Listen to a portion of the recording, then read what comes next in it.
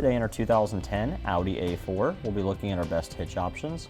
All right, we have two options here today. On the top, we have a Draw-Tite Class 1, part number 24830. And on the bottom, we have a Curt Class 1, part number C11186. There's really only two differences between the Curt and the Draw-Tite hitches that we have here today. Our Curt hitch here has this flange that's welded around the opening of the receiver, and it gives it a more finished look.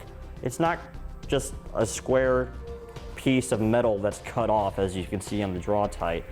It's just a little bit of an accent that helps give it a little bit more of a classy look. Besides that, our Curt hitch here, if we're using it for a non-trailer application such as a bike rack or a cargo carrier, it does require the use of a stabilization strap to help support the load. The Draw-Tite hitch does not. Both of these hitches do not require any drilling or welding to attach them to the vehicle at all. It uses existing holes and clamps to the frame rail. The only modification required to the vehicle itself is a little minor trimming to the fascia of the vehicle. As you can see, it sits very nicely behind our vehicle and is nice and tucked up underneath the fascia.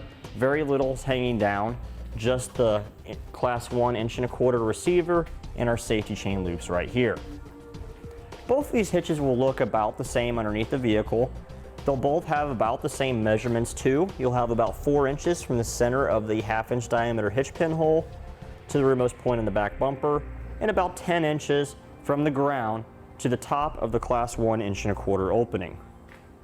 All right, both the hitches that we have here today are Class 1 hitches that have a 200-pound max tongue weight rating and a 2,000-pound max gross trailer weight rating.